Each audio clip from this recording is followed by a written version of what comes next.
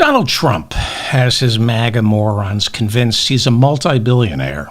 That's why he's selling sneakers, because he's loaded. That's why he's looting his super PAC to pay his legal fees, because he's loaded. Trump just lost a civil fraud trial in New York, where he was found guilty of defrauding lenders by forging his financial documents to convince them he was wealthy in order to trick them into lending him hundreds of millions of dollars at favorable interest rates. He lied about his wealth to the lenders the same way he lies about his wealth to the MAGA morons who vote for him. And throughout that trial and after he lost, he kept insisting, "I'm a fabulously wealthy man. I didn't inflate my financials. I don't need to. I'm a multi-billionaire. I'm innocent." And so the judge in that case, Judge Arthur Engoron, basically said, well, prove it. You say you're wealthy. You say you didn't forge your documents. Prove it. I'm fining you $500 million. Prove it. Come up with $500 million and pay this fine. Surely a man of your considerable wealth can part with a mere trifling like $500 million. And Trump said, "I'm appealing your ruling." And Judge Engoron said, "Fine, but you still have to pay up." That's how it works here in New York State. You pay the $500 million and we put it in an escrow account. And if you win on appeal, you get to have it all back. But if you lose on appeal, the state of New York keeps it all. That's the law. That's how it works. And Trump said, well, I need more time to pay it. And the judge said, 30 days. You got 30 days to come up with $500 million. And every day you don't pay, I tack on $100,000 per day. This week, Alina Habba, Trump's attorney, who famously said it's more important to be pretty than smart, went before an appeals judge and stated what all of us here in New York have known for decades. She said one word: impossible. Impossible. It is impossible for my client, Donald J. Trump, to come up with $500 million. Impossible. The best he can do, maybe, is $100 million. And the appeals judge said $500 million. And Alina Habba said, impossible, he doesn't have it. Donald Trump pled poverty this week. Wake up, you MAGA morons. I'll have more on this later in the show. We'll crunch the numbers. The Federal Reserve has two mandates: get unemployment down to 4%, inflation down to 2%. It does that by lowering and raising interest rates. When inflation is high, the Fed raises interest rates to cool off the economy by making it expensive to borrow money, thereby triggering a rise in unemployment, which means less demand for goods and services, so inflation goes down. To lower unemployment, the Fed lowers interest rates, which makes it cheaper to borrow money. Cheaper money means the economy expands, and with that comes more work, and we are led to believe a little inflation. But Joe Biden is rewriting every economics textbook. For nearly 2 years, we have seen unemployment hovering below 4%, which is considered full employment. And while inflation spiked during COVID, it has gradually come down. despite trillions of dollars of fiscal spending juicing our economy, which conservatives still claim, even though they're lying, they're claiming that the trillions he pumped into the economy has caused rampant inflation. It didn't. Inflation is down to 2.4%. Inflation is caused by supply chain issues, global oil supply, and of course, greed. And the Fed came out with new numbers yesterday. Inflation. Now, this is the number the Fed works off. Inflation in January, like I just said, came in at 2.4%, down from December's 2.6%. Remember I told you the sweet spot is 2%? Plus, wage growth is outpacing inflation. The Fed is now in the fine-tuning phase of this economic cycle, where it's going to be lowering and raising interest rates slightly to keep the economy exactly where it is right now. Now, while our economy doesn't work for half this country, that's not what this is about. President Biden took the job of president, and when you're president, these are the numbers you work. These are the yardsticks that comprise your report card. Economic growth, job growth, inflation. All presidents work these numbers. Like I said, it's the report card, and Biden is getting straight A's, while at the same time growing our economy from the bottom up. Now, the news is horrible and depressing. Richard Lewis died. Gaza, unspeakable atrocities in Gaza. Ukraine, unspeakable. And Trump. But when history is written, economists will look back at the Biden years as a golden age of both monetary and fiscal policy.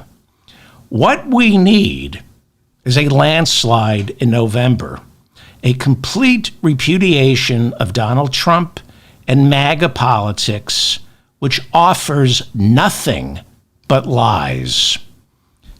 There is still much work to be done, but Joe Biden has accomplished more for the middle class and those falling through the cracks than any president since Lyndon Baines Johnson.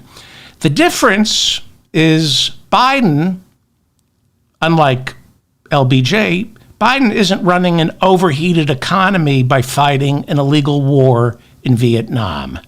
You see, LBJ was a mixed bag. Great on civil rights, great on lifting millions out of poverty, but he killed millions and millions in Southeast Asia. Joe Biden, on the other hand, is not a mixed bag. He pulled us out of Afghanistan. And despite what Republicans insist, he has not gotten us into two wars. Gaza and Ukraine are unspeakable human rights atrocities. But Joe Biden didn't tell Vladimir Putin to invade Ukraine.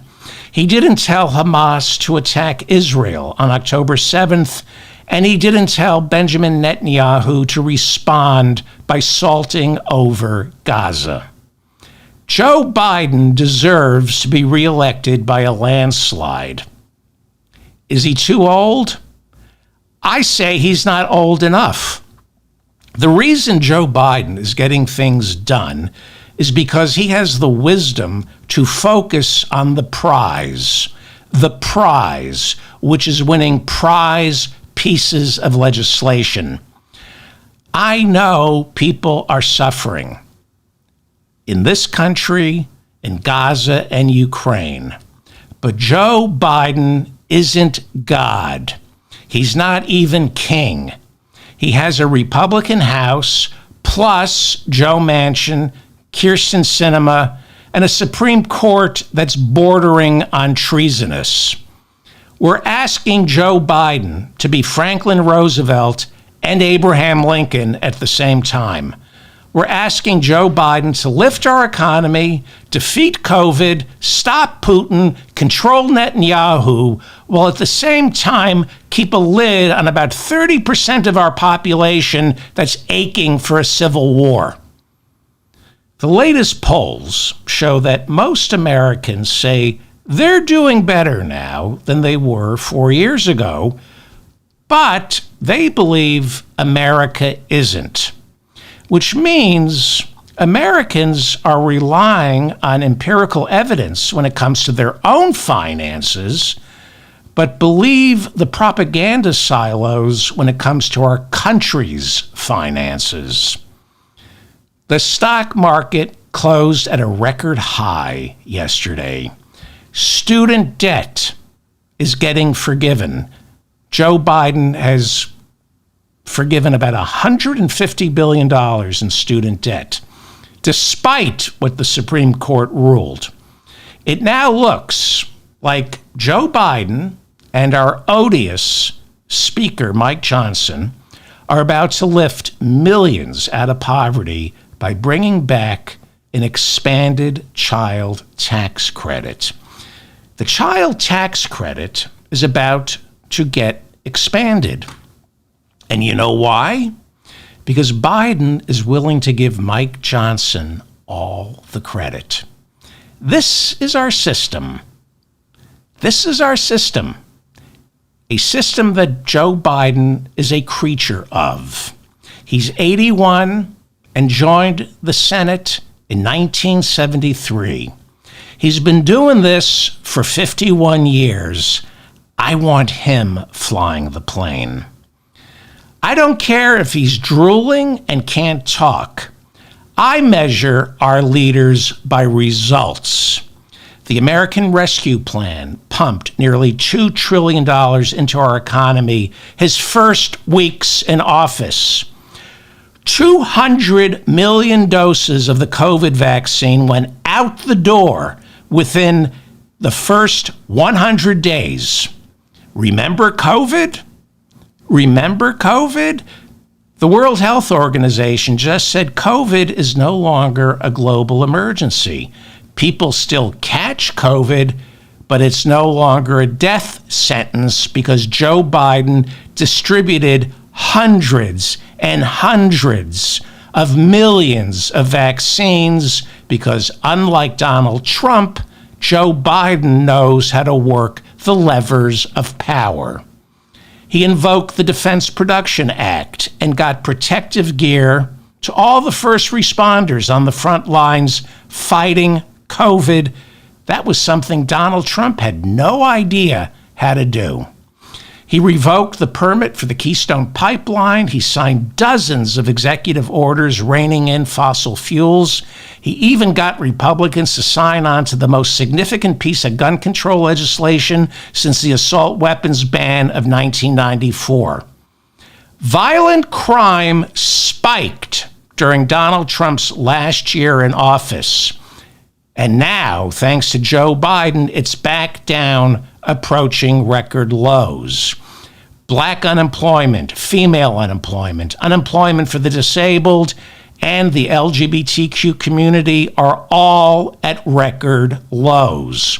The CHIPS Act invested billions of dollars into American factories and universities to make sure this country no longer relies on China to provide us with the chips we need to take the next giant technological leap that combines the internet with artificial intelligence and virtual reality. The Bipartisan Infrastructure Act is rebuilding our roads, bridges, internet, and water supply with good-paying, often union jobs that are specifically aimed at making America carbon neutral in the next 20 years. The Inflation Reduction Act gives Medicare the power to negotiate the price of drugs with Big Pharma. He capped the price of insulin for seniors. The Inflation Reduction Act taxes stock buybacks and corporations who hide their money overseas.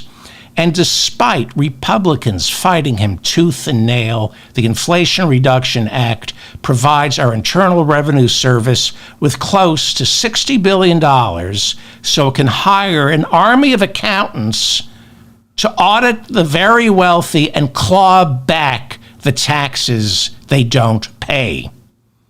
I've been around for a long time. No president in my lifetime has done this much. Joe Biden accomplished all this for the very same reason his approval ratings are in the dumper. He's soft-spoken. He has humility and faith. Faith that if you lower your head, keep your voice down, and do the people's work, come election day, they will finally notice. People say we have no choice in November when it comes to Trump and Biden. I say we do. I say we have Trump, a liar, a cheat, an immoral con man who is loud, a braggart who doesn't understand how a bill becomes law or how to work the system, which is why 1 million Americans died from COVID because of him. That's one choice. The other choice is the complete opposite of Donald Trump, Joe Biden. Leave a comment over at my website or here at my channel and tell me how much better this country is doing for you now that Joe Biden is our president. Leave a comment and tell me why you're voting for Joe Biden. Don't trash Trump. We know he's shit. Put into writing, put into words in the comments section why you support Joe Biden.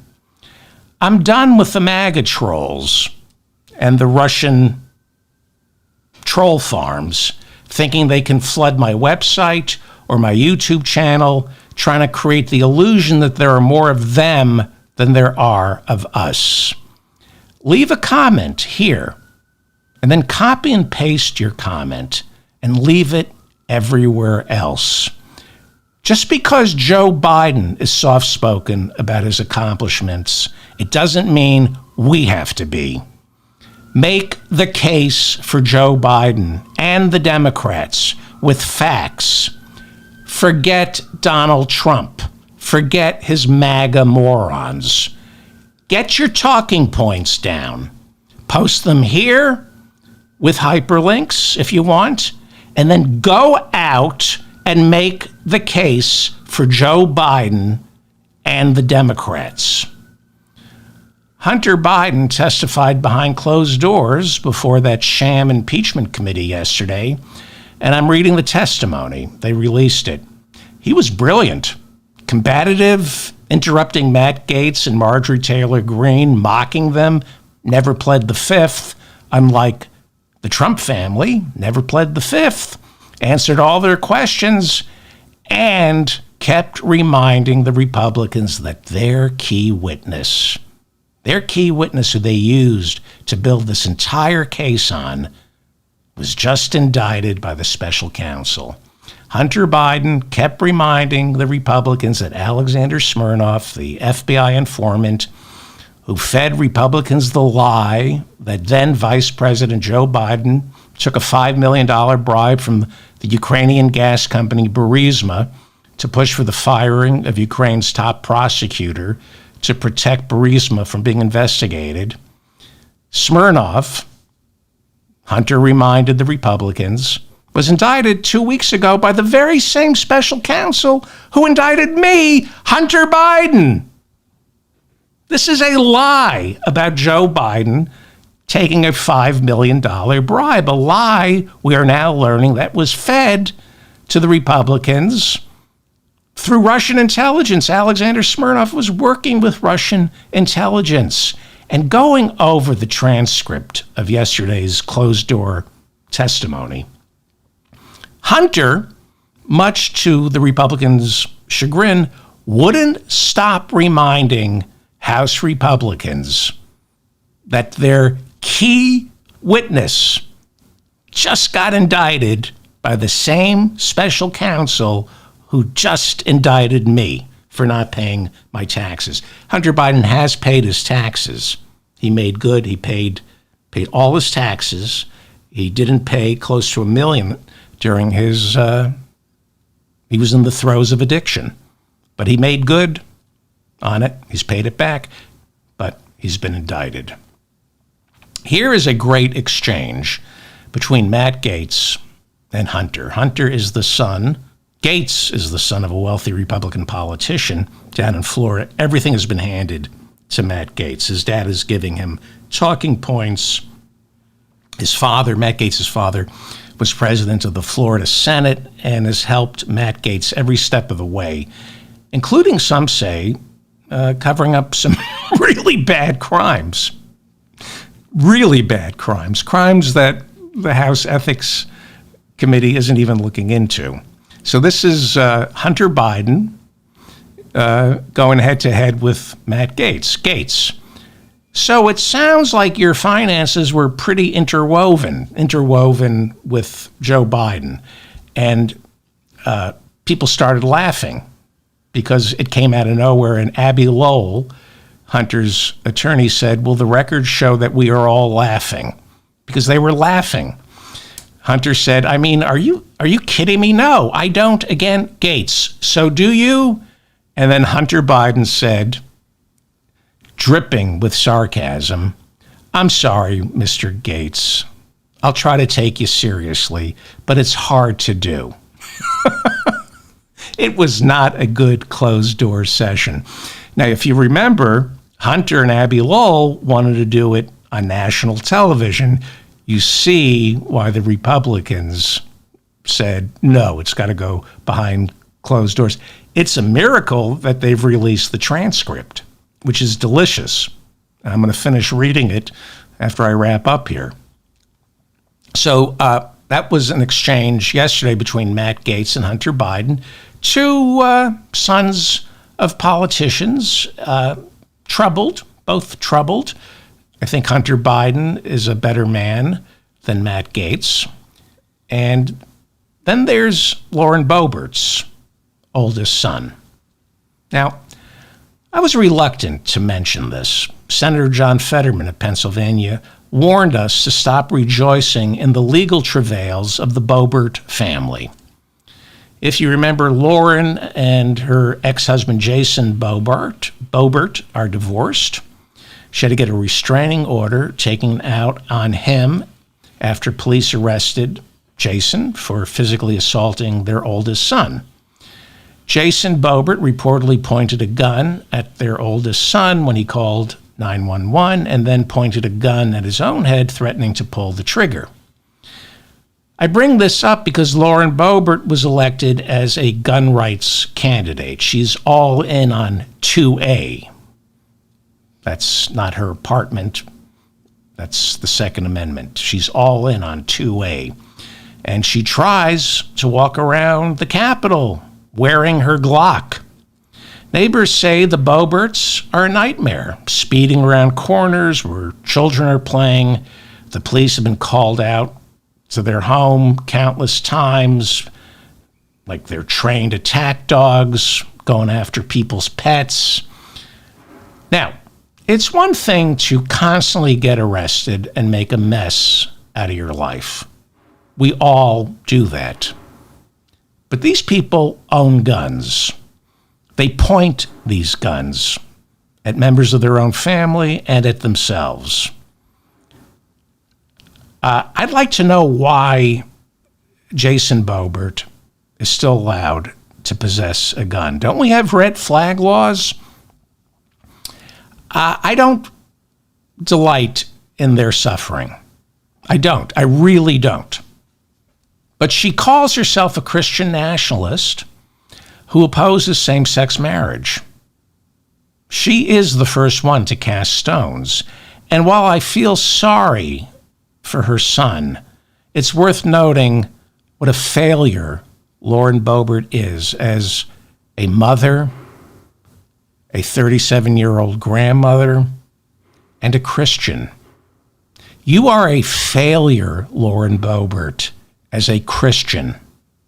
You are anything but a disciple of Christ. You've got an ex-husband who was just arrested, a son who was just arrested and charged with 5 felonies. Apparently, he was a one-man crime wave. The son was a one-man crime wave in Rifle, Colorado.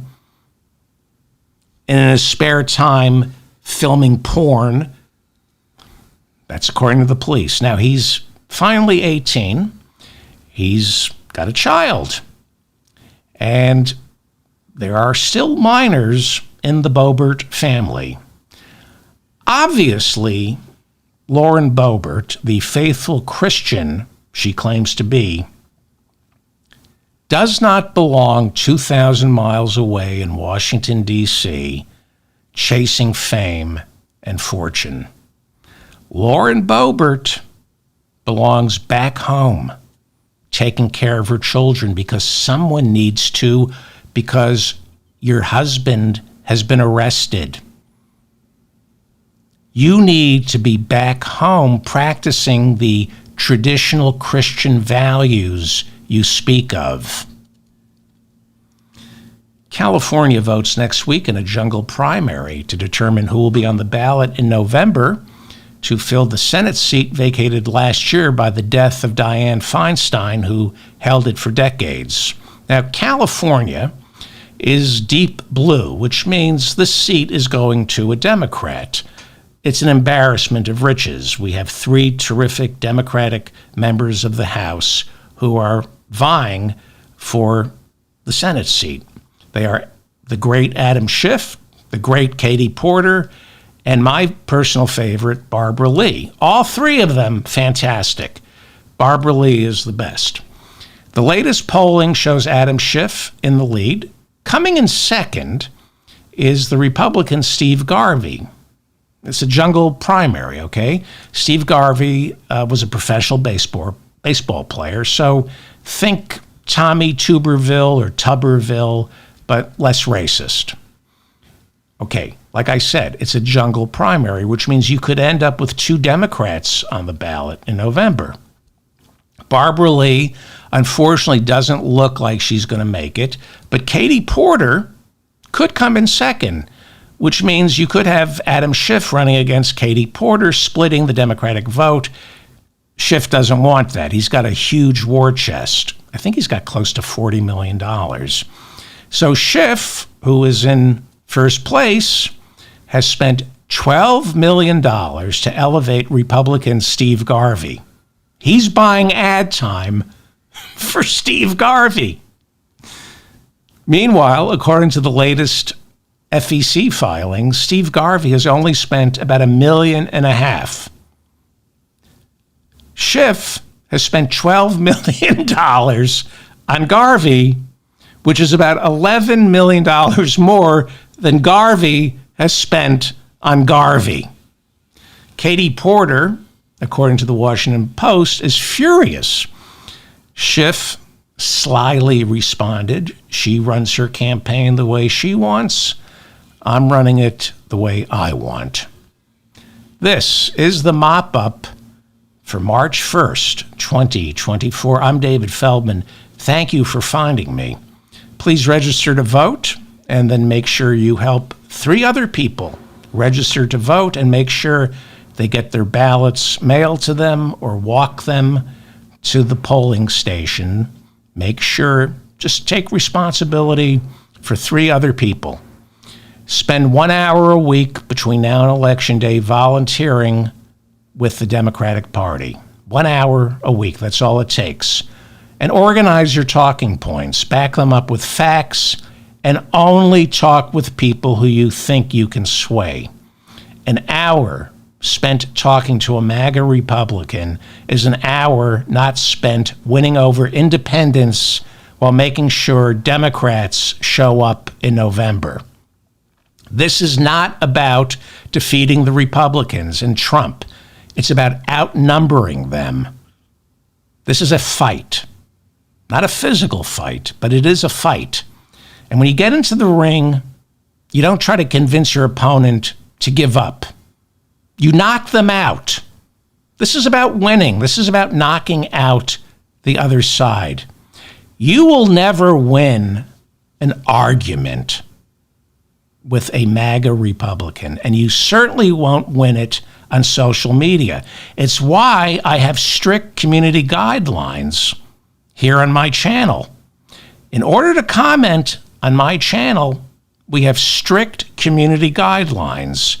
There's nothing to debate when it comes to Joe Biden. I want to win.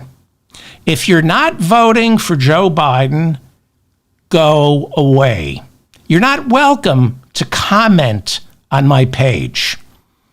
After November, we can debate policy, but not now. And if you listen to this show for the past, I don't know, how long have I been doing this? 15 years? I've been pretty consistent about this. There's a season for infighting, and there's a season for coming together. This is the season we stick together. Not interested right now in all the things Biden should have done or how Democrats screwed Bernie. It's go time. Get to work for the party and get out of my way. Ferguson, Missouri has settled a class action suit agreeing to pay thousands of African Americans a total of only $4.5 million for arresting them on trumped-up charges and placing them in what is being called a modern-day debtor's prison. During the final years of the Obama administration, the Justice Department accused Ferguson police of paying their bills and the city's bills by going out of their way to arrest black drivers for minor infractions and then placing them in a permanent cycle of debt with fine after fine, along with interest rates tacked on that bordered on the usurious. Usurious. I think I pronounced that right. Now, Ferguson is just one of thousands of small towns across America that pay their bills by what I call mining poor people, especially African Americans, arresting them arbitrarily, then charging them exorbitant fines that are impossible to be paid, resulting in jail sentences where they serve as a source of free labor. Never forget, in Texas right now, we have black inmates picking cotton for free in Texas. Okay?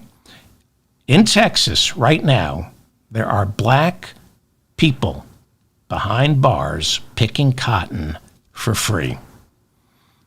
Hungary's right-wing Christian nationalist leader Viktor Orban will visit Mar-a-Lago next week to meet with America's right-wing Christian nationalist leader Donald Trump. Orban has created a transatlantic nexus, joining far-right conservatives in Hungary and America.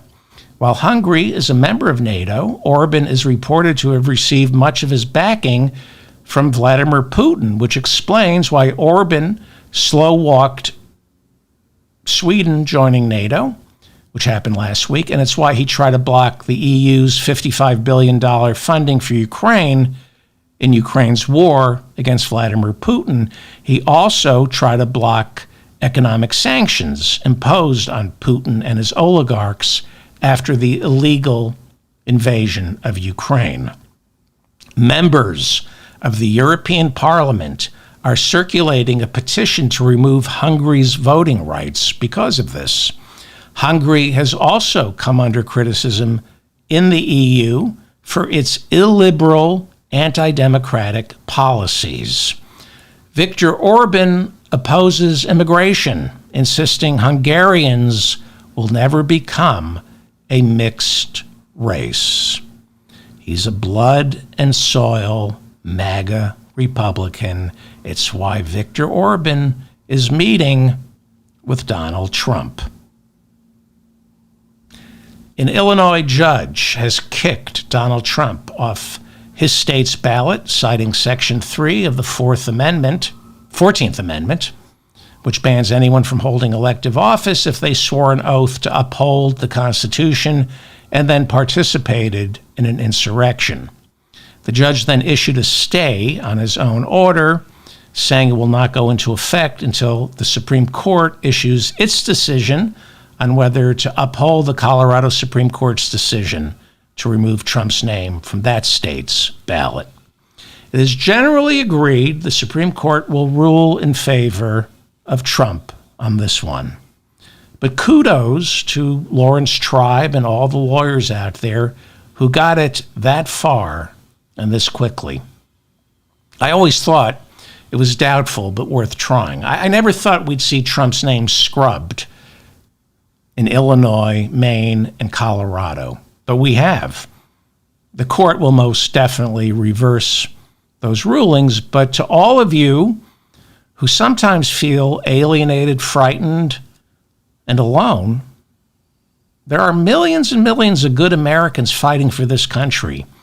And no matter what happens on Election Day, they're not going to stop. So join them. Join the fight. Fight for your country 1 hour a week. Get to work for the Democratic Party 1 hour a week. At the very least, go down fighting. Florida Republican Senator Rick Scott is running for re-election, and he's endorsed Donald Trump, telling reporters that even if Trump is convicted of a crime, I'm still voting for him. Well, it makes sense for Rick Scott to say that. Before becoming a politician, Rick Scott ran a hospital chain that ended up paying the largest healthcare fine in U.S. history after the Justice Department charged Rick Scott with ripping off Medicare to the tune of $1 billion. His company paid $1.7 billion in fines in what remains the single largest Medicare fraud in U.S. history. He should have gone to jail. Instead, he became governor of Florida, and now he's running for re-election as the Republican senator from that state. If you live in Florida, what are you waiting for? How is this not the number one story in Florida? How is it possible that voters in Florida have no idea that Rick Scott stole more than $1 billion from Medicare? Jesus Christ. You know, he should be in jail, but, you know, we have to blame ourselves for not getting the word out on this guy. People need to know that he stole $1 billion from Medicare. And he's a creep. Well, some disappointing news this week. The Supreme Court agreed to hear Donald Trump's presidential immunity appeal.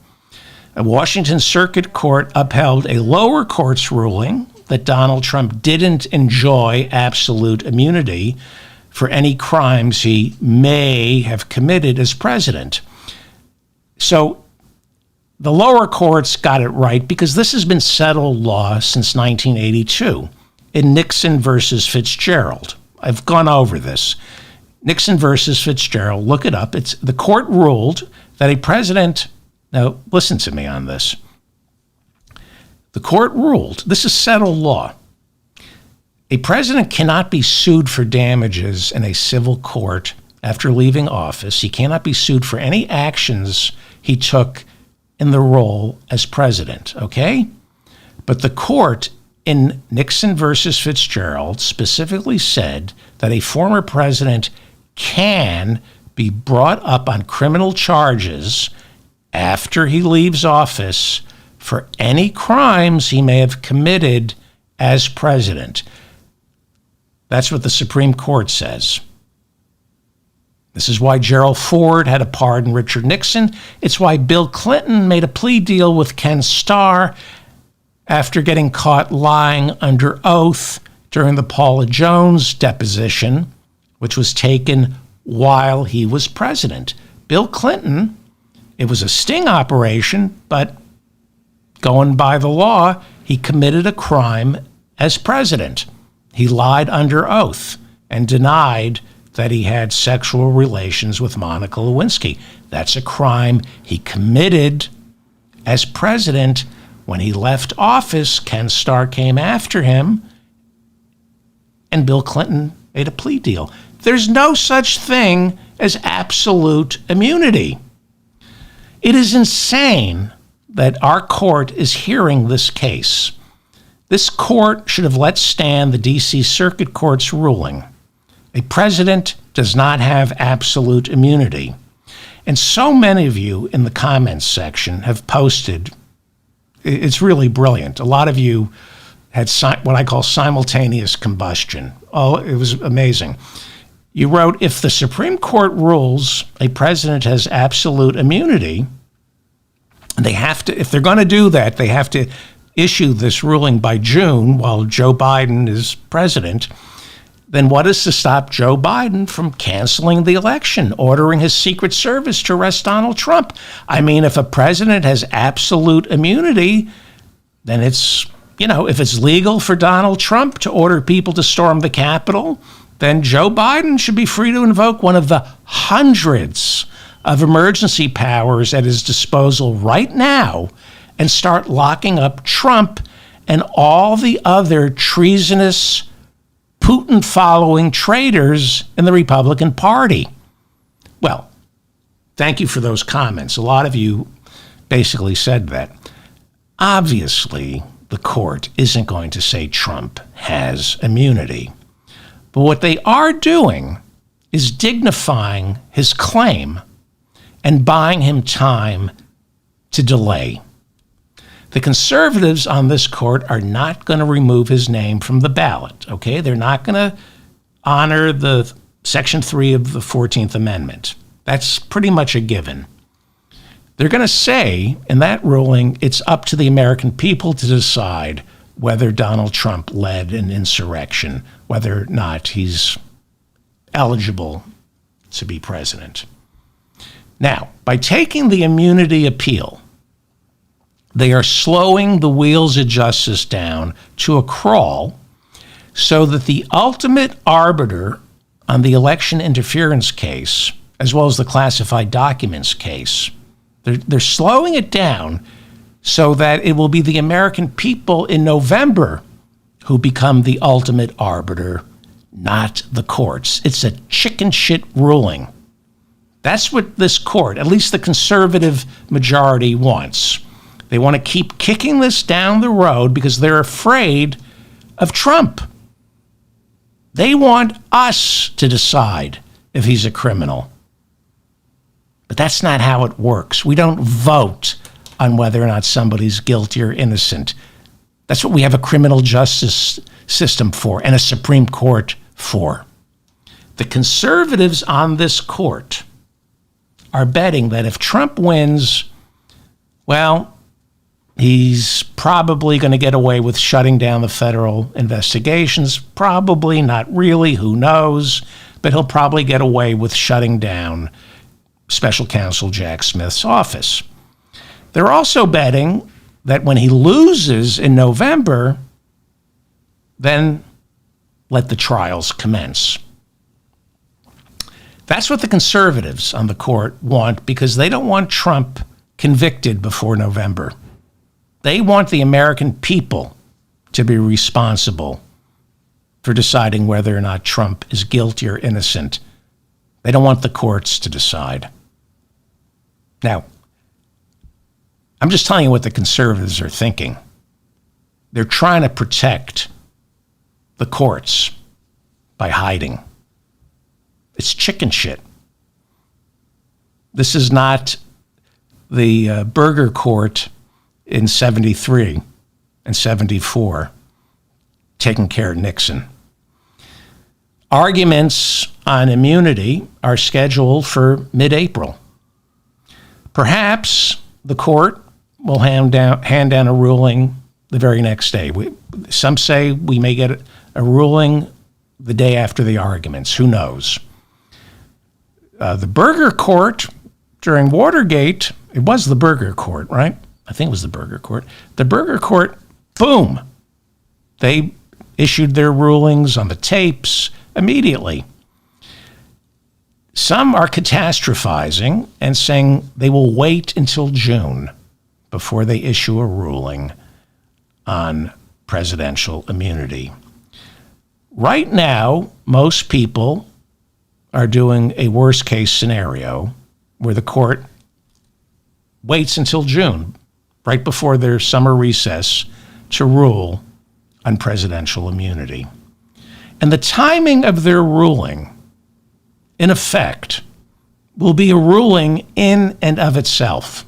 When they issue their ruling, if they issue it in April, that's a ruling. The speed is a ruling. Or if they wait till June, that's a ruling. The longer they take, the less likely we will see a conviction before November. If they wait until June to tell us what we already know, that there is no such thing as presidential immunity, the court will have lost its last remaining shred of legitimacy. And after Joe Biden's reelection, it will be time to seriously consider expanding the number of judges who sit on that court. There's nothing written into the Judiciary Act that we have to cap the number of judges at 9. We can have 100 judges if we want. But in order to do that, we need more than 60 Democrats in the Senate to overcome a filibuster. So we need a blowout election, a landslide in November. And that's, I hate to break it to you, but these days a landslide is impossible. I mean, Joe Biden beat Trump by 7 million votes. By today's standards, that's kind of a landslide. So special counsel Jack Smith has 2 trials. There's the D.C. election interference trial where the immunity ruling originated. And then there is the classified documents trial down in Miami where a Trump-friendly judge seems to be slow-walking Trump's trial for violating the Espionage Act. Yes, Donald Trump has been indicted for violating the Espionage Act. Not only that, that case is a slam dunk for Jack Smith. They say of all the cases, that's the easiest conviction. The D.C. election interference case should be a slam dunk, but as you can see from the presidential immunity question rising from that courtroom to the Supreme Court, it's a little trickier. There are a lot of working parts to the D.C. election interference case. And, we are witnessing a masterclass in delay. That's what we're seeing. It's Tom and Jerry. It's the Roadrunner. Every time we think we get Trump, the wall painted to look like it's an escape hatch turns out to be a real escape hatch, and he runs through it, and we have to wait until the following Saturday morning for the next episode to see if he gets caught. It's very frustrating. But I'll talk about that in a second. I have words of wisdom that I want to impart on that, why we should be enjoying this and not, because I went into yesterday when I read about the Supreme Court and then Richard Lewis and Gaza and Ukraine, and then I thought about it, and I have some thoughts. Anyway, Trump's attorneys on Thursday requested a start date for the Miami trial.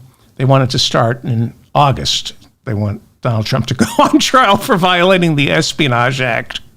In August, special counsel Jack Smith responded by asking for a July date. And all this presupposes the inevitable ruling that there's no such thing as presidential immunity.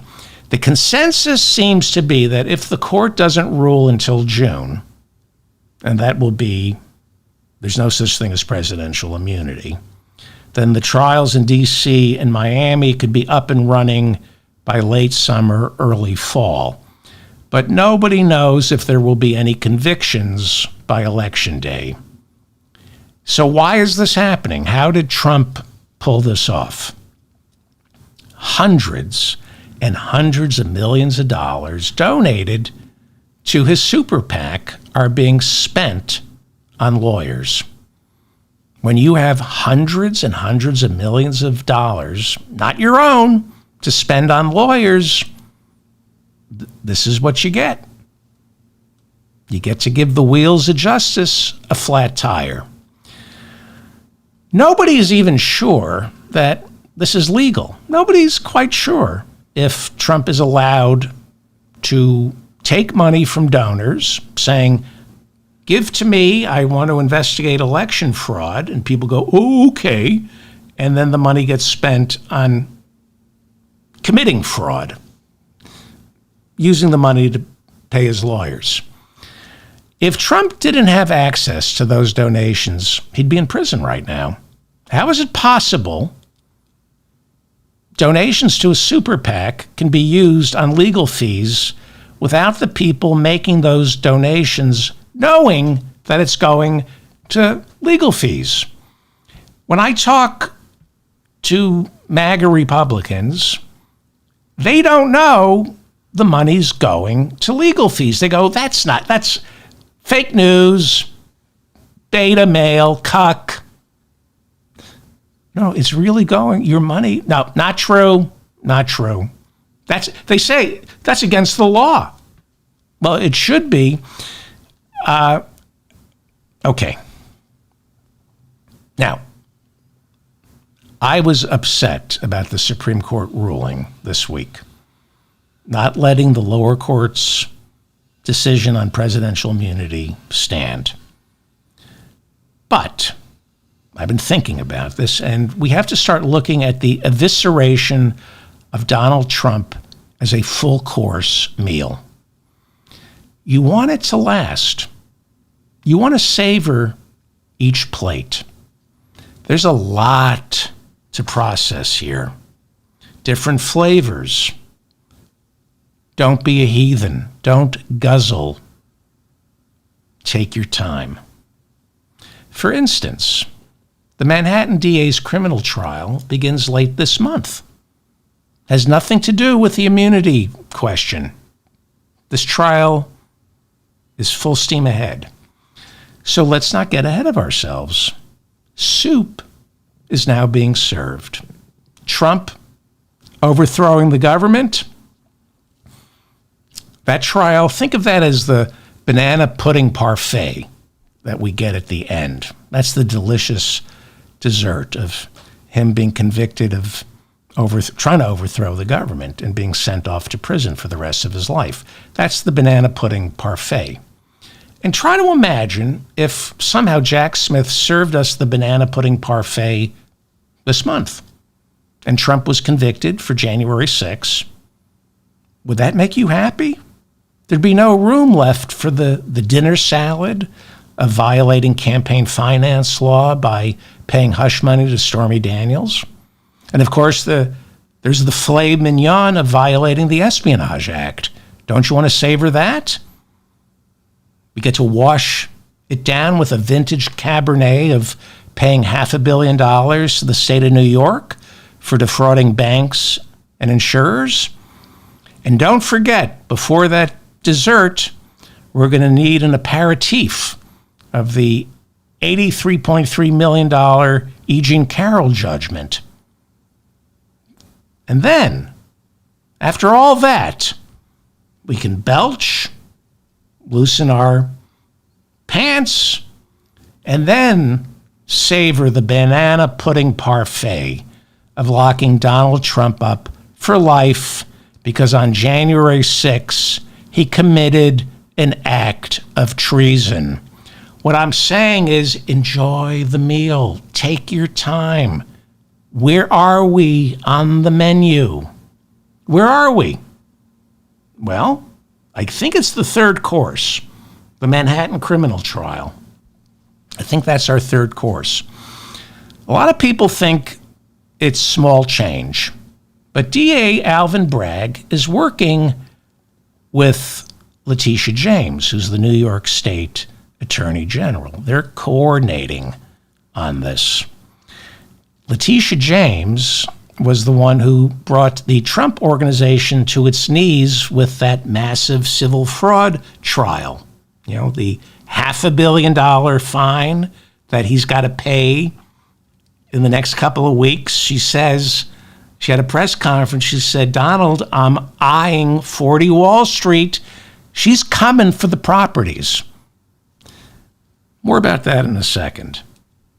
So the Manhattan DA, his civil fraud trial, that starts this month. And the portions might be small on the plate, but they're rich and savory. This trial coming up, it's all about fraud, phony documents, trying to hide hush money payments to Stormy Daniels. It is an extension of the civil fraud trial, but this is a criminal trial. The civil fraud trial and this trial in Manhattan are brothers and sisters. We know that Trump's CFO, Alan Weisselberg, who already did 5 months at Rikers Island for tax fraud, we know he has a possible perjury charge hanging over his head right now because of misleading testimony during the civil fraud trial. Now, he's supposed to testify on Donald Trump's behalf this month in the Manhattan trial. Small trial, they say, but from a tiny acorn grows a mighty oak. Who knows what New York State Attorney General Leticia James has worked out with Manhattan DA Alvin Bragg? They coordinate. This trial is supposed to be the runt of the litter. There are 4 criminal trials. This is considered the runt, which means Trump's lawyers have let their guard down on this one. Not a good idea. Runts of the litter bite. And it's never a good idea to underestimate New York State Attorney General Leticia James. She not only won that $500 million civil fraud trial against Donald Trump, in the very same month, she brought down the National Rifle Association. Leticia James single-handedly destroyed the National Rifle Association. Wayne LaPierre, this is the most underreported story of the year. A week ago, a New York jury ruled that Wayne LaPierre, the head of the NRA, and 2 other executives stole millions from that organization and now have to pay it back. She destroyed the NRA. As recently as 2016, the NRA contributed $30 million to Donald Trump's presidential campaign. That was the largest donation to Donald Trump. They were able to come up with $30 million. Now they're trying to file bankruptcy. A lot of people think the money, that $30 million that Wayne LaPierre, the head of the NRA, donated to Donald Trump, a lot of people think that came from Vladimir Putin, that Putin was using the NRA as a straw donor. The NRA is shot. LaPierre quit, humiliated. He's a broken man. He's been proven a fraud. There will be other gun manufacturing lobbyists masquerading as champions of the Second Amendment, but it won't be the National Rifle Association. Leticia James destroyed it. Leticia James, New York State Attorney General, destroyed the National Rifle Association. And she destroyed Donald Trump. He has to come up with $500 million this month because of her. And we now know he doesn't have it. Alina Habba, his attorney, who says it's more important to be pretty than smart, told the appellate judge, impossible. He cannot come up with $500 million. All he can find is $100 million.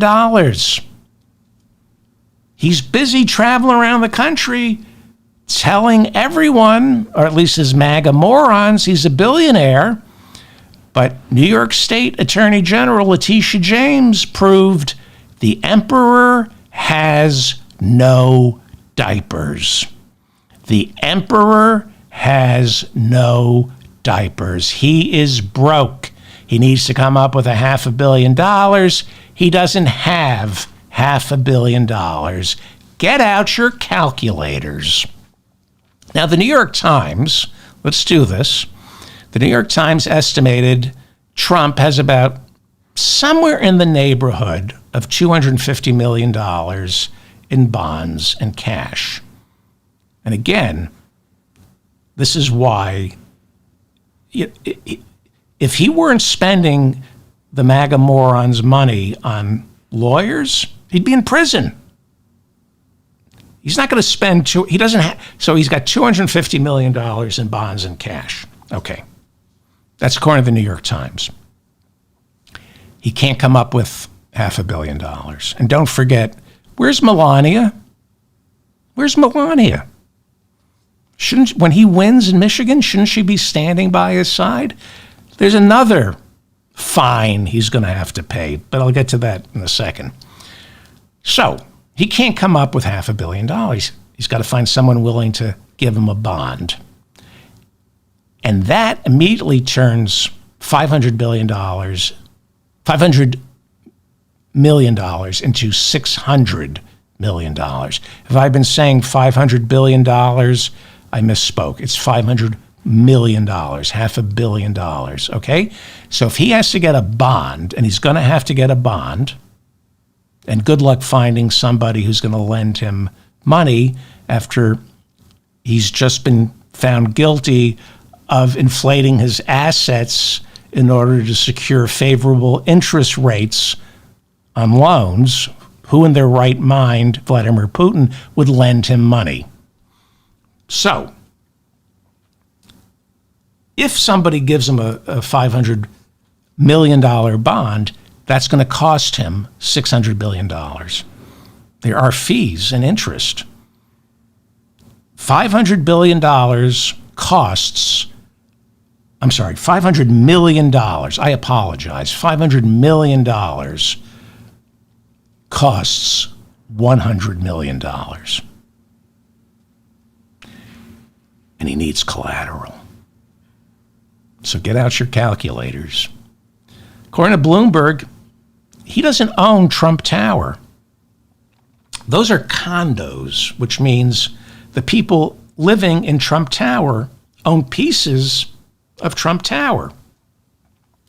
Michael Jackson bought a condo in Trump Tower. The Michael Jackson estate owns that little piece of Trump Tower. Johnny Carson, the talk show host, bought a condo at Trump Tower. It means somebody, one of his heirs, owns a piece of Trump Tower. He only has the penthouse, and that's where Melania is living. And Trump has falsely claimed it's worth $130 million. In other words, he took out loans against that penthouse, convincing the banks it was worth $130 million. But Bloomberg says it's only worth $40 million, right? If you've been following that civil fraud case, he tripled the size of the penthouse. It's only worth $40 million, but you can be sure he borrowed more than $40 million against it. Where is he going to get this money? Plus, it's Melania's. Okay, so let's say that the Times says he has about $250. Let's give him $300 million in bonds and cash if he sells the penthouse. And Melania and her mother are out on the street. Now he has $340 million. He still needs to get to $600 million this month. This month. See what I'm talking about? This is a tasty meal that should be, every dish should be savored. So, what else does he have? Well, there's Trump Park Avenue Tower. Bloomberg says he could get $86 million for it. Well, that gets him to $426 million. But who knows how much he borrowed against that? And all that's left is 40 Wall Street. Bloomberg puts that at $270 million. We know for a fact that he has a $100 million note on that. But let's give him $170 million. That gets him to $596 million. Right? So theoretically, he could have a fire sale this month, sell it all, and maybe come up with $596 million. But you have to pay taxes on that. What is that? What does that bring it down to? $300 million after you pay taxes and their commissions, and he's got to pay Melania's lawyers for the divorce, and he's got to start paying her. And most importantly, Manhattan real estate is a figment of your imagination. Nothing is worth anything until you actually close on the sale. Donald Trump has pretty much said that. They ask him, what are you worth? And he says, I don't know. It depends how I feel that day. Okay. But let's say he sells all those properties by the end of the month. Now he has no cash to pay the $500 million fine. He has to pay the fine. He's lost all his New York State real estate and all his cash. What does he have left? Bedminster, who knows how much he really owns of that, and Mar-a-Lago, which is worth, let's be generous, $30 million tops. And who knows how much he owns of Mar-a-Lago? That's a club, and people buy memberships and have little pieces of Mar-a-Lago. And how much did he borrow against Mar-a-Lago? There's also the Doral, but that's mortgaged. Who knows how much he owes to Deutsche Bank, which is a money laundering operation for the Russian mob. And of course, he stole from the Russian mafia. We know that. We know they gave him cash. They used cash to buy apartments, and he couldn't resist. He stole from the mob. The guy's pushing 80 and he's selling sneakers. When you're almost 80, do you want to be running around doing what Donald Trump does? So, if you think you're depressed because the Supreme Court won't hear arguments on presidential immunity until mid-April, I say you're a greedy pig. Because look at the sumptuous meal that has been prepared for us by our criminal justice system. I get it. We're children. We want the banana pudding parfait. But stop for a second and appreciate, savor the emotional turmoil Trump is going through right now, the humiliation. Let it roll around in your mouth. Right now, Trump is walking into the slaughterhouse. Slowly.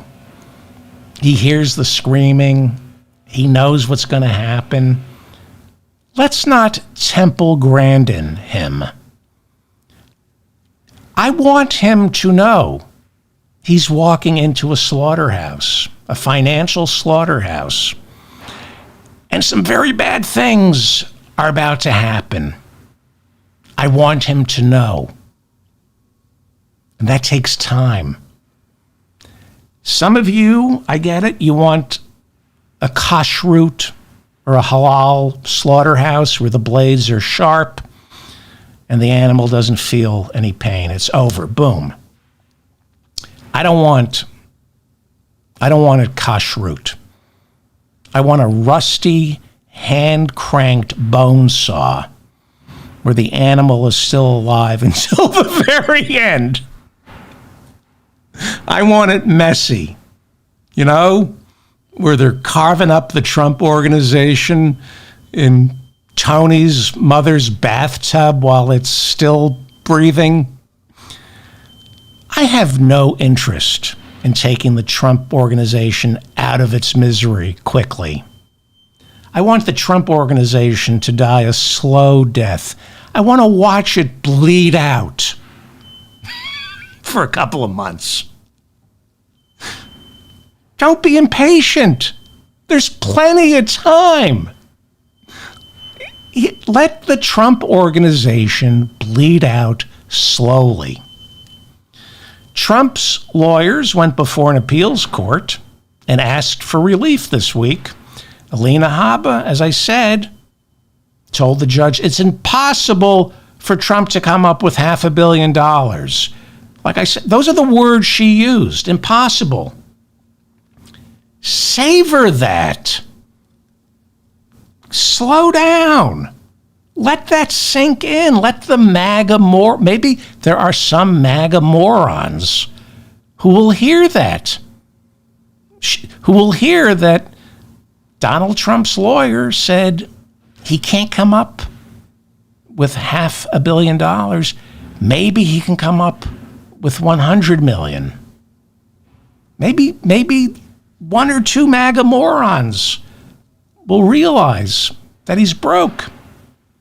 Maybe a couple of MAGA morons will learn that the appeals court came back with, well, we're asking for $500 million. You're offering $100 million. How about we compromise and make it $500 million? The art of the deal, Alina. No compromise, pay up. And every day you don't pay an extra $100,000 per day. Which explains why Judge Arthur Engoron, who came up with the $500 million fine, received a letter with white powder in it yesterday.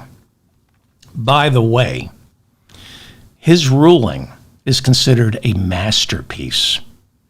I've heard that Judge Engoron has made it impossible for Trump to appeal. Judge Engoron's ruling is meticulous and legally sound. It's for the ages. It will be studied for years. I've heard that the New York Supreme Court will look at his ruling and won't even entertain an appeal. Enjoy this. It's delicious. And E. Jean Carroll's attorneys said, pay up this week. $83.3 million, Donald, pay up. And Trump's lawyers said, can we have a delay on that one?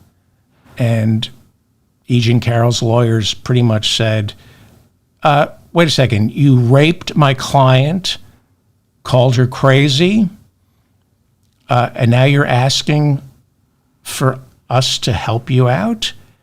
Go F yourselves. They didn't say that, but they said, no, pay up now. Remember, E. Jean Carroll won't get $83.3 million. when Donald Trump pays. Goes into escrow. It's held pending appeal. But that's how New York State rolls. No delay, delay, delay. Pay up. You want to appeal, Donald? Fine, but give us the money now. Give us the money. And where does he get the money? His legal fees are in the hundreds of millions, and that's coming from his super PAC, and nobody's even sure if that's legal. And after he loses the election in November, I'm being told Jack Smith, the special counsel, is going to get him for wire fraud on using the super PAC's money. Because you can't raise hundreds of millions of dollars from your idiot MAGA morons telling them, give me money so I can investigate election fraud, and then turn around and use it to pay all your lawyers. That is the definition of wire fraud. If you walk up to a MAGA moron, they get indignant. No way. Fake news.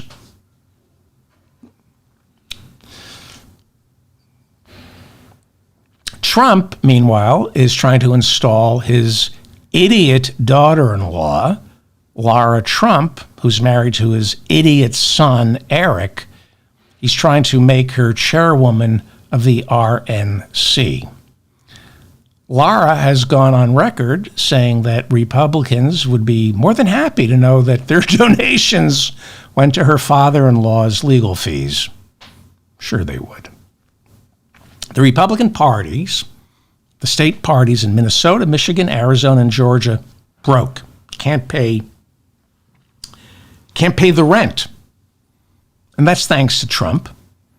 They can't pay their bills. And thanks to Trump, nobody's donating. Big donors, people with real money.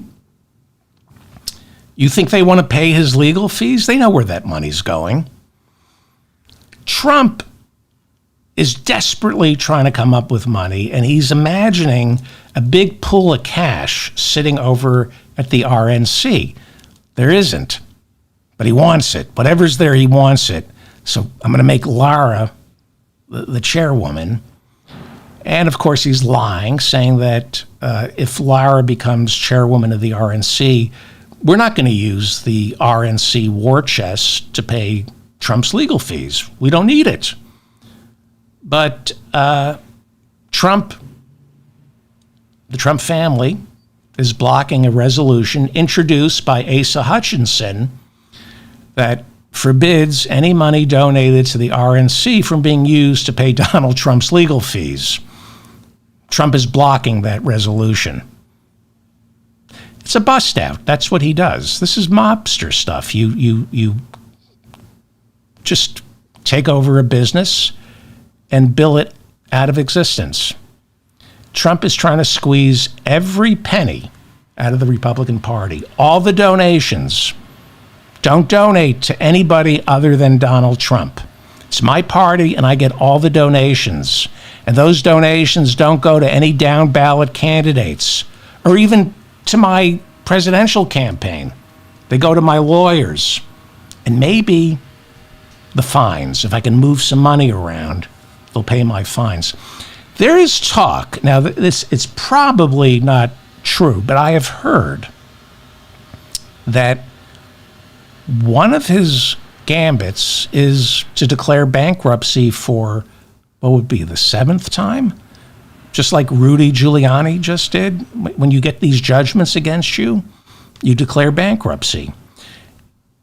People are saying it's why he took permanent residence in Florida. And supposedly, he's trying to shuffle as many assets secretly down to Florida as possible. Florida has bankruptcy laws that make it really hard for creditors to collect. It's why O.J. Simpson moved there after he lost the civil trial. So, what does Trump have? What does he have? He has got one last card up his sleeve. The one financial lifeline Trump has, Truth Social. After leaving office, and leading an insurrection, he got kicked off Twitter. So Trump started his own social media platform called Truth Social. It's been losing money, like everything Trump does. It's been losing money. But somehow, because of a SPAC, I don't even understand what SPACs are, Truth Social is merging with another company. And then, supposedly, the joint operation will be publicly traded on the New York Stock Exchange with the letters DJT, Donald J. Trump. Now, he's done that before when his casinos were publicly traded. You could buy stock and the symbol was DJT. Bankrupt. If you bought stock in DJT, bankrupt, you lost all your money. But now DJT again, that's going to be the ticker symbol, DJT. Supposedly, the deal is supposed to be finalized by the end of March, and supposedly Donald Trump is going to pocket $4 billion. That's what we're being told.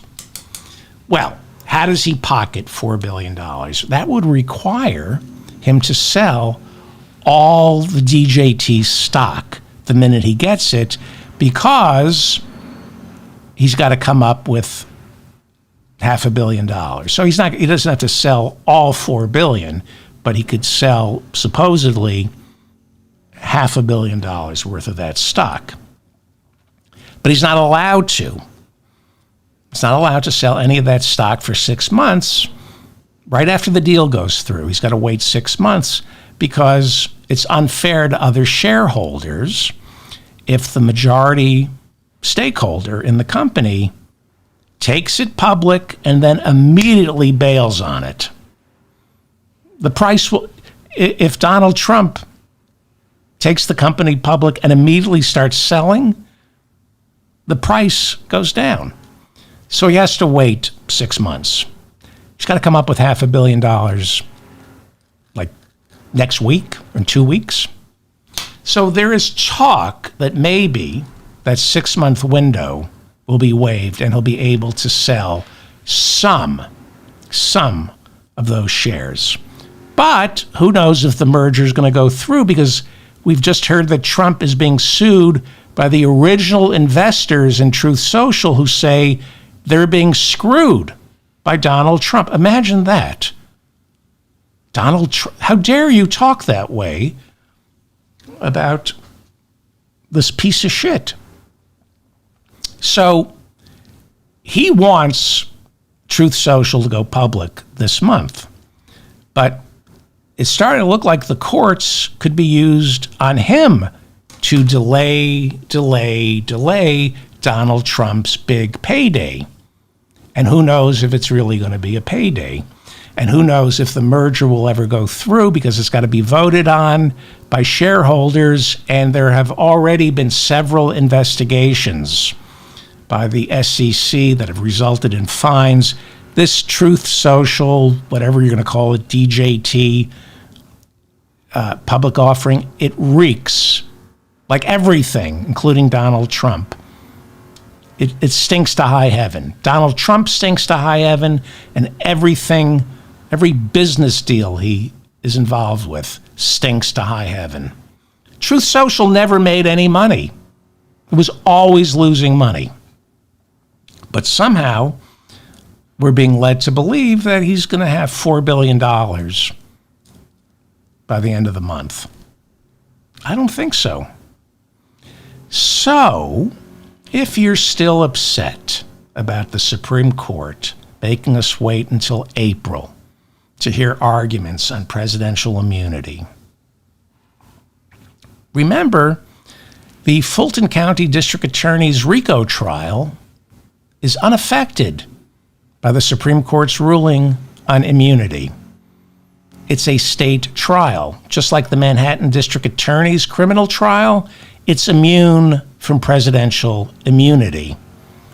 And the whole delay tactic of trying to disqualify Fani Willis because of a love affair with the lead prosecutor, well, that's completely fallen apart.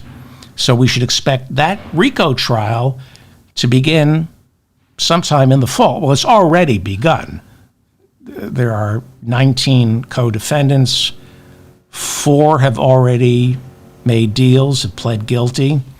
3 of whom were Trump's lawyers. They all flipped.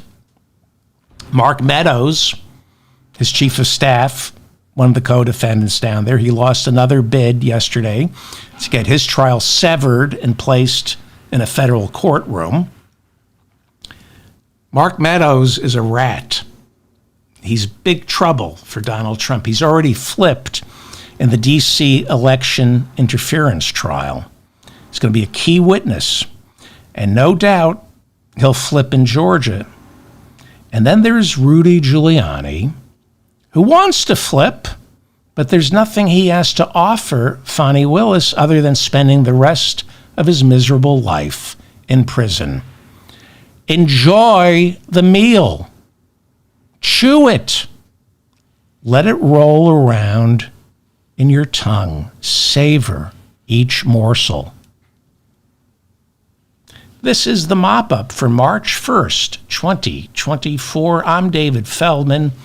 Please like this episode so I remain in your feed, and share it with your friends by copying and pasting the link into an email, a text message, or on social media. Like I always say, the only reason you're listening to me right now is because somebody shared me. So if you want to help me out, share the show.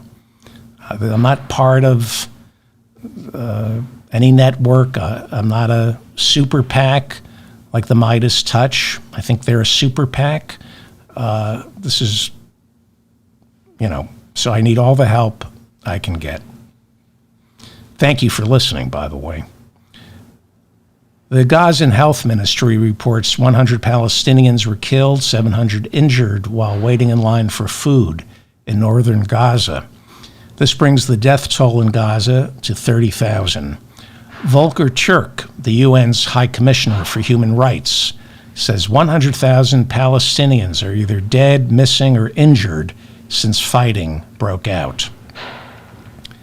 The Gaza Health Ministry says 700,000 Palestinians in northern Gaza are suffering from starvation.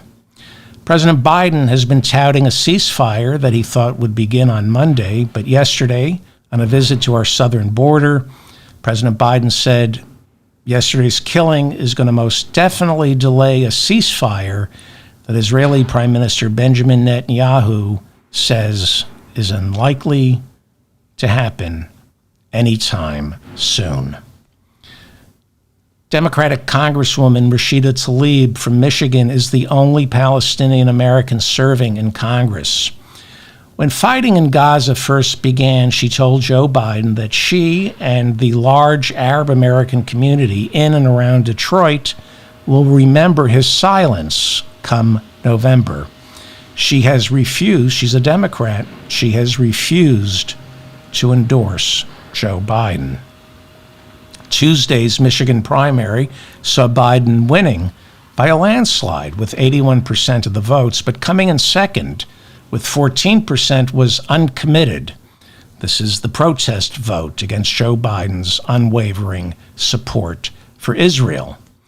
Uncommitted is carrying its message into Super Tuesday, hoping to come in second again in Minnesota.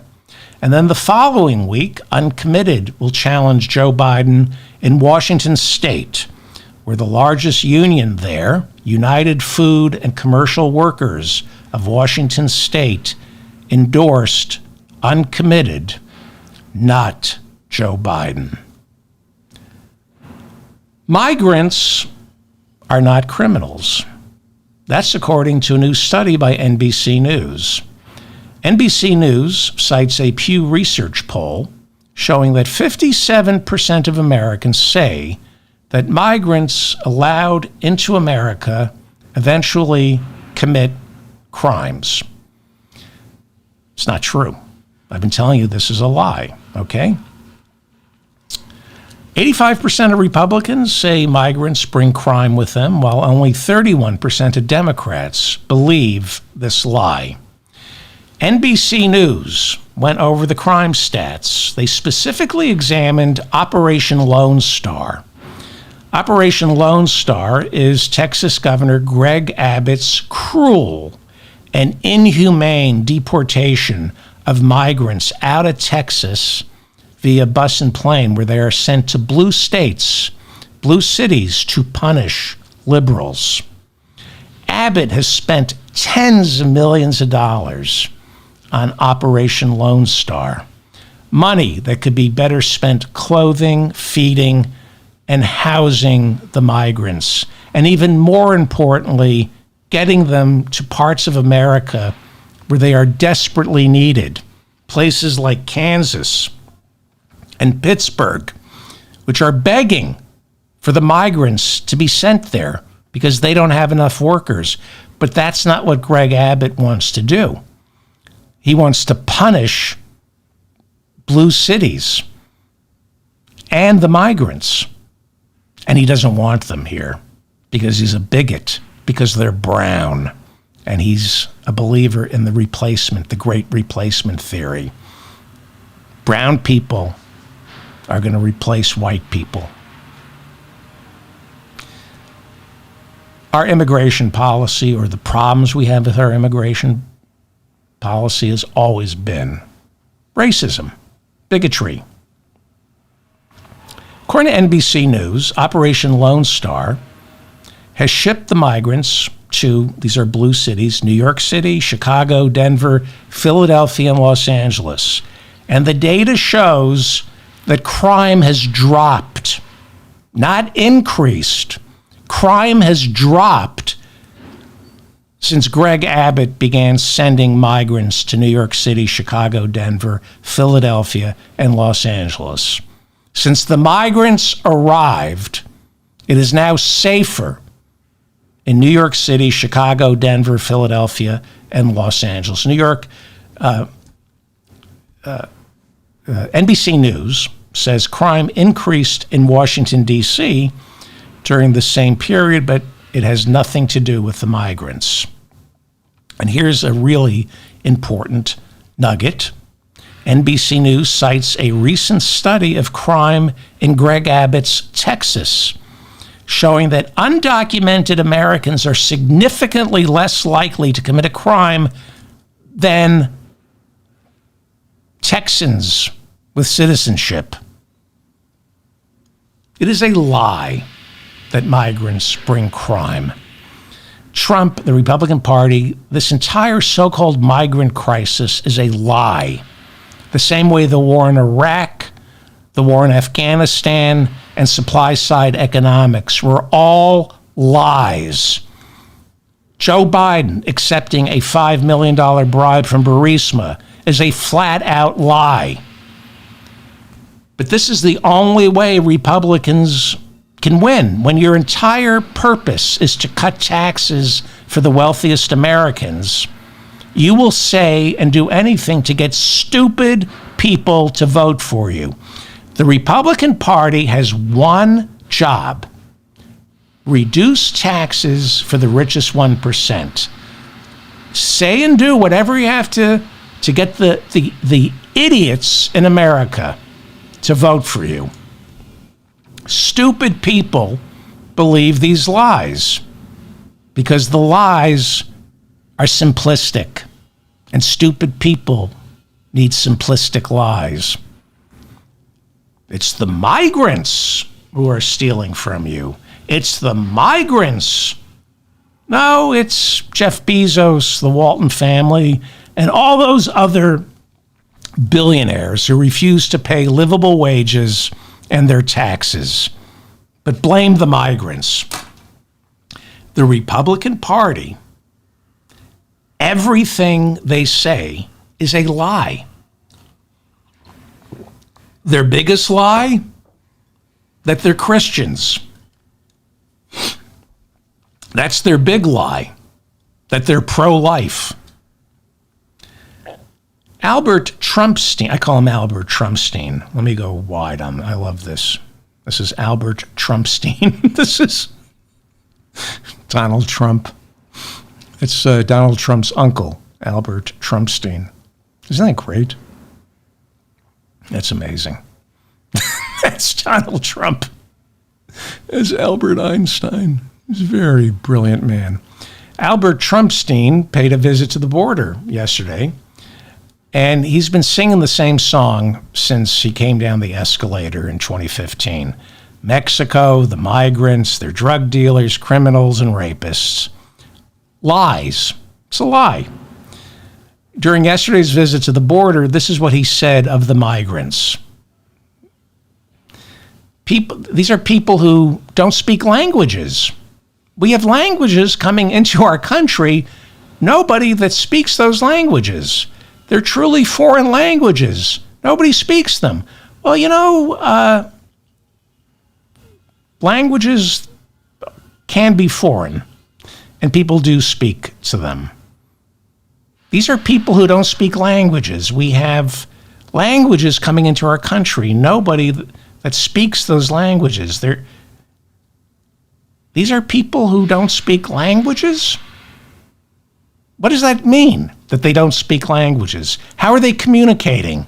Through a series of grunts, mumbles, and snorts? I think you've confused them with your voters, Donald Trump. We have languages coming into our country. Nobody speaks them. Yes, they do. It's called Spanish. Estupido. It's called Spanish.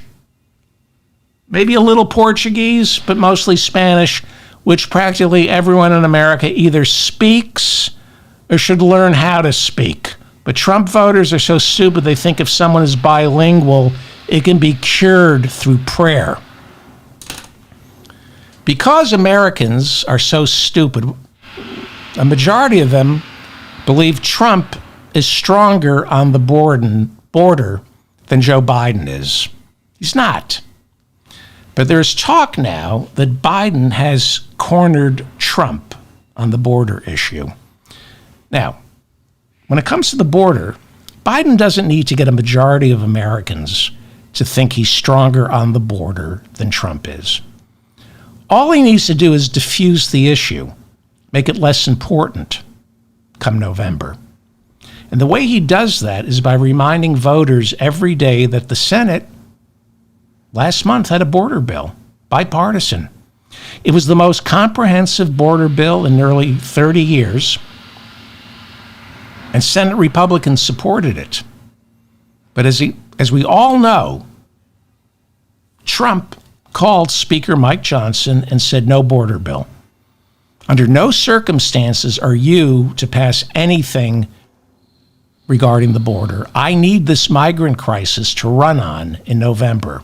And if you pass this border bill now, it will make Joe Biden look good. So kill it. Now that's a fact. And that needs to be repeated every minute of every hour of every day until the elections.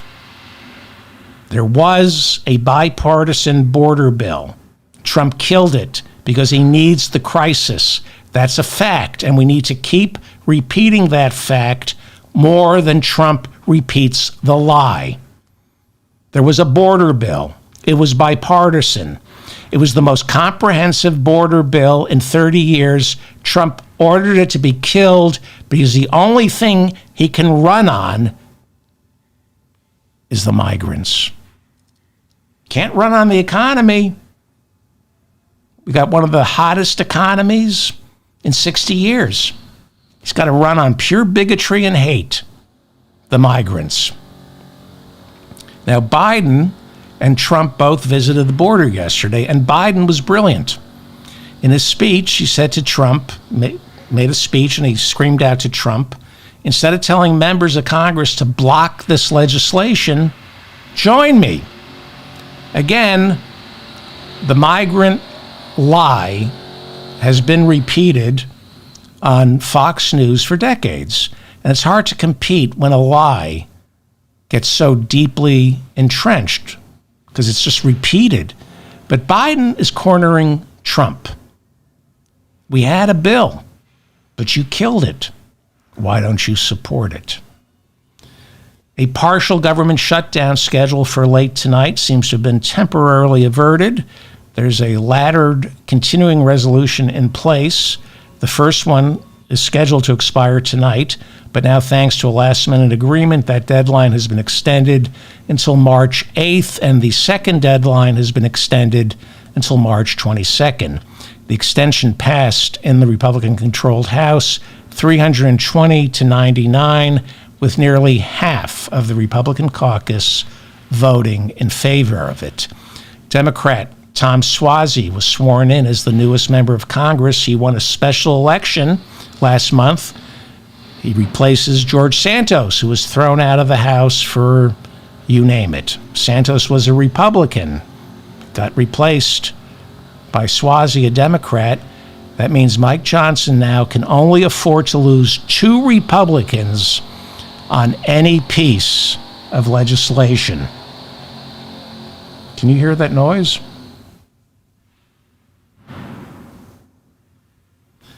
That's the dentist.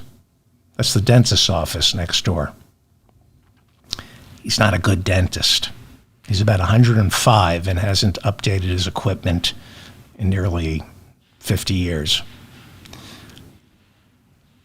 Anyway, Mike Johnson can only afford to lose 2 Republicans on any piece of legislation, which means all it takes is 3 Republicans to go against him. Now, we are not going to see a budget for 2024 passed anytime soon. It was supposed to be passed in October. They're supposed to be working on the 2025 budget that has to be up and in place in October of this year. What I'm hearing is that Republicans in the House want to force a continuing resolution that lasts until the end of the fiscal year. Because, you hear that? That is the dentist drilling somebody's teeth.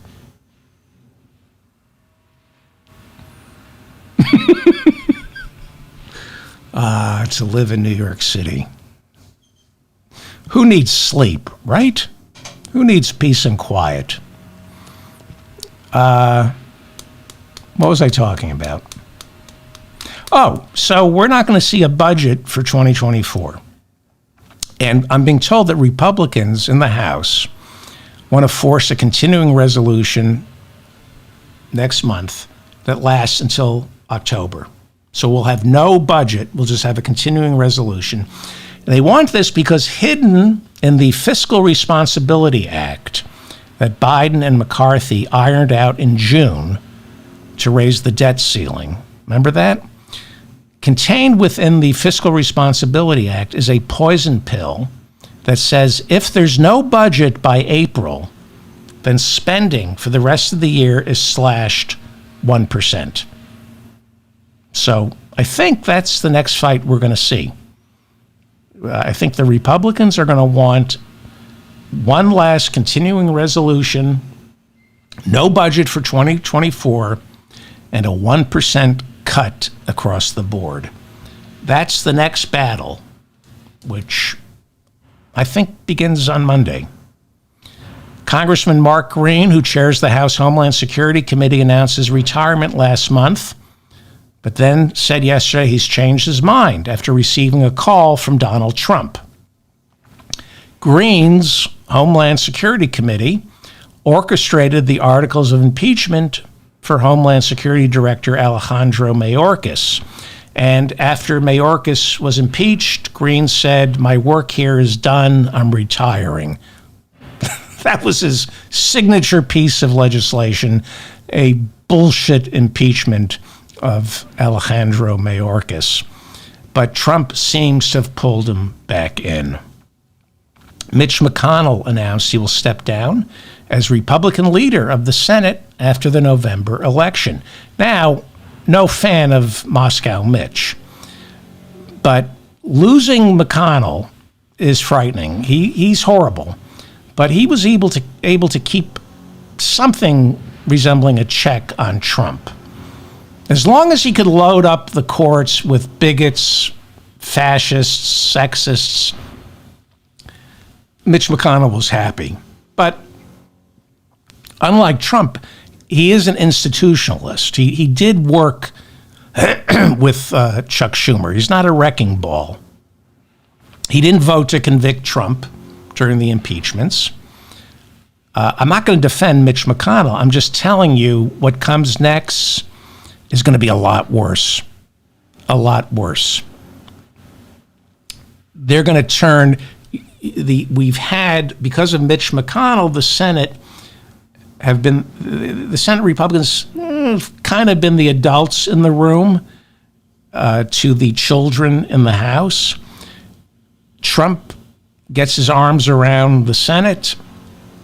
It's pure MAGA, pure MAGA. John Thune is the Senate whip, Republican whip. Many believe McConnell chose him to be his heir apparent. He's doing like a soft campaign to replace McConnell. But Trump is getting involved in the race to replace McConnell and has anointed Montana Senator Steve Daines. This is unheard of. Where a former president, possibly, God forbid, a soon-to-be president, starts making calls to control the leadership of the Senate. It's what he did with the House. He anointed McCarthy, and then he anointed Mike Johnson. In many ways, it's not officially, but in many ways, it's a violation of the separations of power. A future president should not be picking the leaders of the House and the Senate. This is fascism. Texas Senator John Cornyn says he's running for the post. And Texas Attorney General Ken Paxton said Cornyn would be a bad pick because he's anti-Trump and anti-gun. Cornyn responded by saying, "Hard to run from prison, Ken." Cornyn was making a reference to Ken Paxton, the Attorney General, the Republican Attorney General of Texas, who was impeached last year and then was tried in the Texas Senate. He was accused of accepting bribes. He had a mistress, but they failed to convict him. He goes on trial, however, in a few weeks in a federal courtroom for pretty much the same charges, bribery. That's your Republican Party. That's your Republican Party. 1 hour a week, dedicate 1 hour a week, work for your local Democratic Party, pay attention to the school boards, the city council, on a granular level, work for the Democratic Party. There'll be plenty of time for infighting after November. We can go back to hating Joe Biden, but right now, he's the greatest president of my lifetime.